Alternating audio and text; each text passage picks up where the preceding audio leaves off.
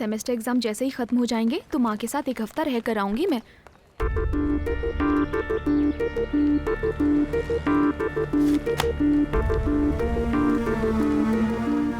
तुम मेरे साथ ऐसा क्यों कर रहे हो? क्या तुम्हें मुझ पर जरा सी भी दया नहीं आती? मेरे मामा जी ने मुझे गलत समझा। इतने सालों से जिस मामी जी ने मुझे माँ की तरह रखा, उन्होंने मुझसे बात तक नहीं की, सिर्फ तुम्हारी वजह से। मैं तुमसे बस यही कहने आया था कि आज के बाद कभी तुम्हारा पीछा नहीं करूंगा। जब मैंने तुम्हें पहली बार बस में देखा तो पूछा कि क्या तुम राधिका हो। अगर उस दिन हाँ कह दिया तो मैं तुम्हें हाय कह के चला जाता। तुमने इनकार किया तो मैं तुम्हारे पीछे आया। तुम्हारा इनकार मुझे इकरार लगा। शायद मुझसे गलती हो गई। बाइक पर घूमना, सिनेमा जाना, गार्डन में जाकर बैठना, इस तरह के प्यार के बारे में मैं भी बिल्कुल नहीं जानता। मैं तुमसे शादी करना चाहता हूं। आज से ठीक 6 महीने बाद तुमसे बस 2 मिनट के लिए मिलूंगा। अगर तुमने शादी के लिए हाँ कहा तो ठीक है, वरना अपनी किस्मत समझकर चला जाऊंगा।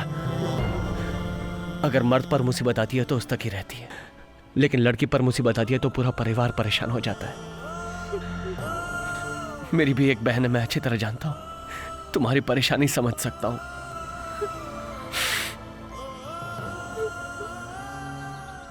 तुम्हें रेस्टोरेंट में बुलाना मेरी गलती थी, मुझे माफ कर दो। माँ, तेरे पिताजी को गुजरे 10 साल हो गए, लेकिन मुझे पता ही नहीं चला। 10 साल 10 मिनट की तरह चले गए।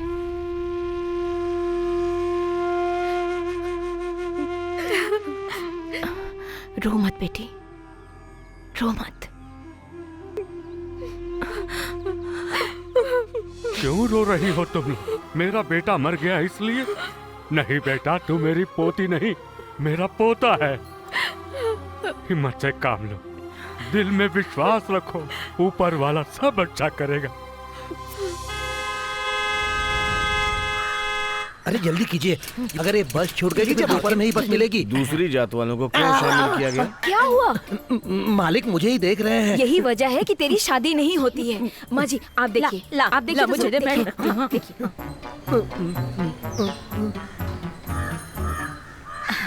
क्यों भगवान, यहाँ क्या चल रहा है? बिल्ली बैठी है, कुत्ता चल रहा है, मैं चल रही हूँ, आप चल रहे हैं। वो सब तो ठीक है, ये मुसद्दी की मछली करी को लेकर यहाँ वहाँ चल रहा है ना, वो क्या बात है? क्या मछली की अरे करी? रे रे। ओ, क्या है?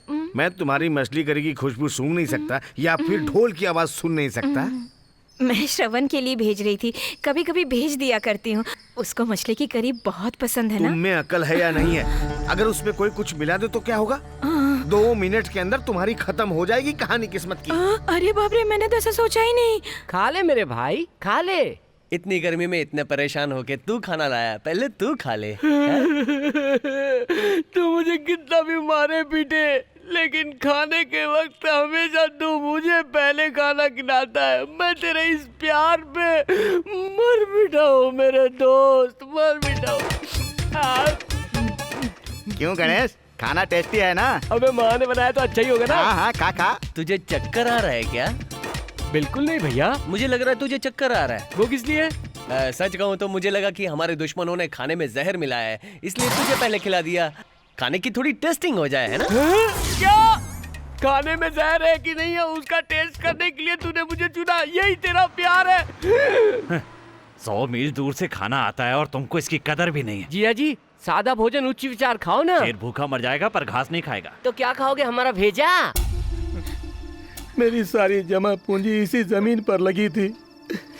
हमारा पूरा भरोसा इस 7 लाख रुपए पर था। इस नोटिस को देख कर लग रहा है जैसे सब कुछ खत्म हो गया। फिक्र मत कीजिए जी, सब ठीक हो जाएगा। अब कुछ नहीं हो सकता, कुछ नहीं हो सकता। क्लास में नहीं आई, यहाँ क्या कर रही है? घर में बहुत टेंशन चल रही है। क्या हुआ? कुछ दिनों पहले मेरे मामा जी ने एयरपोर्ट के पास 2 ग्राउंड जमीन खरीदी थी। अचानक से नोटिस आया है कि एयरपोर्ट को पड़ा करने वाले हैं। पूरा परिवार परेशान है। मेरी तो समझ में नहीं आ रहा कि क्या करूं। ये बताओ राधिका, जमीन किससे ली थी? श्रवण, क्या हुआ जयंती? मैंने तुम्हें ये बात बताई, राधिका को पता नहीं चलना चाहिए। फोन रखो, मैं देख लूंगा। जासूसी कर रहा था गधे। क्या बात है, दरवाजा क्यों बंद कर रहे हो? ए चाचा, ए, तमीज से बात कर मुझसे। सुनो, कितनी बार कहा था उस एयरपोर्ट वाली जमीन को किसी को दिखाना मत, लेकिन तुम समझे नहीं। वो जमीन के कागजात तैयार किए और महुआ के रामनाथ को बेच दी। एयरपोर्ट को बढ़ाने का नोटिस मिलते ही वो पूरे परिवार के साथ मरने के लिए रस्सी लेने गया है। तुझे हाय ये लगेगी। अकेले नहीं खरीदी है, 160 लोगों ने मिलकर खरीदी है। उनके बारे में मुझे परवाह नहीं है, रामनाथ के बारे में अगर बताओ। हमारे स्टे को एयरपोर्ट अथॉरिटी वाले नहीं मानेंगे तो हम इसके लिए कोर्ट में जाकर अपील करेंगे। इससे बात करने का कोई फायदा नहीं है।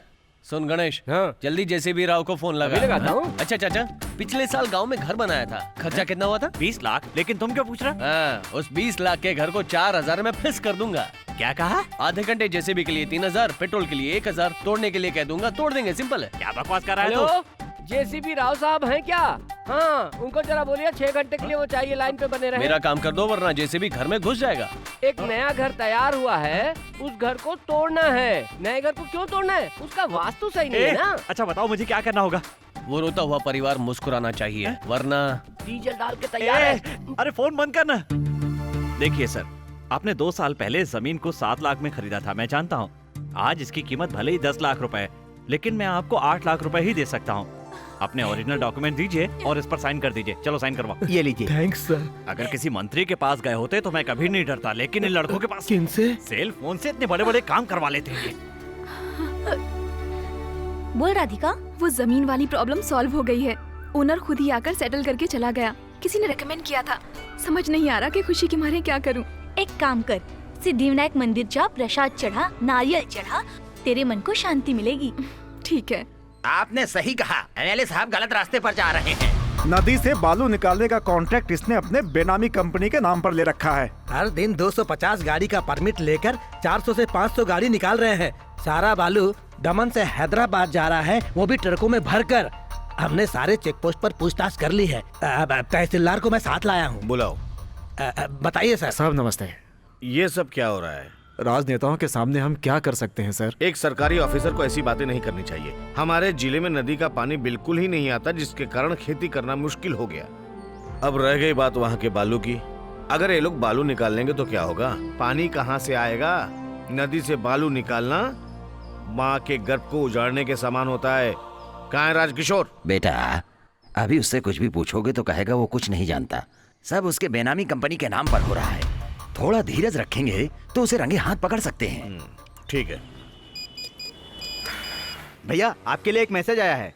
क्या है? P फॉर पॉकेट मार, T फॉर तड़ीपार, C फॉर चोर, G फॉर गुंडा लिखा है। किसने भेजा है? सेकंड ईयर का अशोक। कहाँ है अशोक? अशोक कहाँ है? निकल बाहर!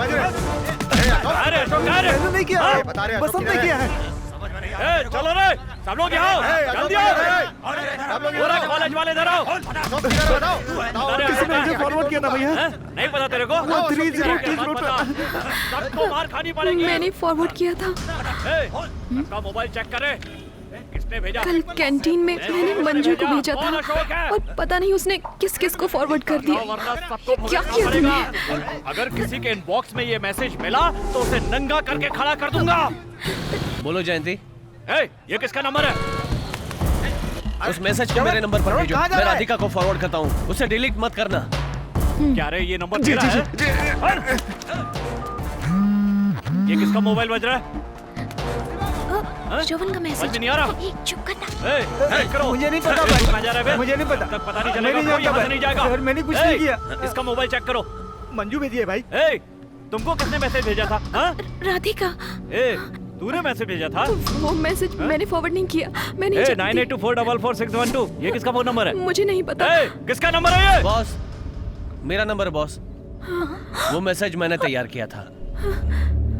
सब लोग अपनी अपनी क्लास में जाओ। जाओ चलो सब लोग क्लास में जाओ। चलो जाओ जाओ जल्दी जाओ। चल। क्या कर रहे हैं आप?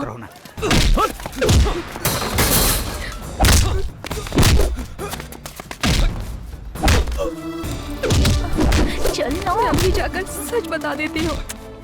तू जाकर सच बताएगी ना तो और परेशानी बढ़ जाएगी। चल यहाँ।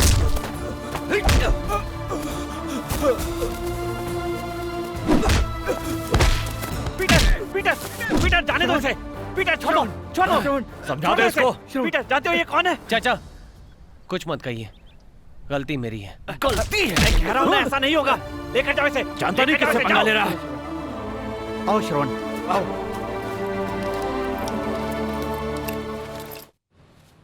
क्यों भैया, उसने तुझे मारा और तू उसे छोड़ देगा? और जीजा जी, तुम भी देखते रहे ना, इस शहर में काम करने से तो अच्छा है कि गांव जाके गाय का गोबर उठाओ, उससे कुछ पुण्य मिलेगा। बकवास बंद कर। मुझसे क्या कह रहा है? इसने बेकार का मैसेज क्यों भेजा? वो तो ऐसे ही मैसेज भेजेगा, पर तुम्हें तो उसको बचाना चाहिए था ना। गणेश, शांत हो जा। और तू रे कमीने, तू भी खड़े खड़े देख रहा था, चुप कर ना। जले में नमक छिड़कने का काम कर रहा था। बस भी कर। क्या बस कर। तेरे मन में जो आएगा वो तू करेगा ना, तो मैं भी अभी मालिक को फोन करता हूँ और बताता हूँ सब कुछ कि क्या कर रहा है तू। फोन छीन लेगा तो क्या पीसीओ खत्म हो गया? मैं पीसीओ जाके फोन कर लूंगा, लेकिन मालिक को सब कुछ जरूर बताऊंगा। मैं इसलिए शांत बैठा हूँ कि बात बढ़ेगी तो उस लड़की को कुछ हो ना जाए। तू चिल्लाए जा रहा है, मार डालूंगा। मार डालना है तो मार डाल, लेकिन मैं भी इस शहर को छोड़ के जाने से पहले उसे तेरे पैरों में नहीं गिराया ना, तो मेरा नाम बदल देना तू। ये सब क्या है सर? उस टीचर ने सीधे कमिश्नर से कंप्लेंट कर दिया। उस टीचर की तो बैंड बजा दूंगा मैं। चुपचाप तू अरेस्ट हो जा। 1 हफ्ते बाद ये फाइल इस टेबल से वहाँ चली जाएगी और तुझे बेल मिल जाएगी, नहीं तो कमिश्नर तेरे पीछे पड़ जाएगा, समझा क्या? ठीक है, मुझे अरेस्ट कर लीजिए। मुझे बहुत दुख हो रहा है जयंती, 1 हफ्ते से सो नहीं पा रही हूँ। मेरी गलती की सजा उसे मिली, इस बात से बहुत दुख हो रहा है। पता है मैंने 4 बार सॉरी मैसेज भेजा, लेकिन कोई जवाब नहीं आया। मुझे लगता है कि मुझे खुद उसके पास जाकर माफी मांग लेनी चाहिए। अच्छा, जब सॉरी कहने जाओगी तो थैंक्स भी कह देना। थैंक्स किस लिए? उस दिन जमीन के मालिक ने जो पैसे दिए थे, उसके लिए रेकमेंड करने वाला और कोई नहीं, श्रवण ही था। उसी ने अपने मालिक से बात करके तुम्हारे पैसे लौटाने का इंतजाम किया।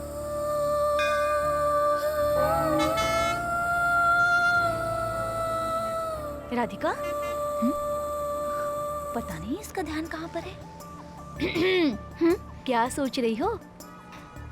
कुछ अच्छा ही सोच रही हूँ। श्रवण से मिलकर सॉरी कहने वाली हो? नहीं, मैं उसे हाँ कहने वाली हूँ। Hey! Yes, I want to convey my love. Love? हाँ, उसका अप्रोच शायद ठीक नहीं था, लेकिन उसके कैरेक्टर ने मुझे बहुत इम्प्रेस किया है। मुझे उससे मिलना है। 6 महीने बाद वो तुमसे मिलने जरूर आएगा, ऐसा उसने कहा था।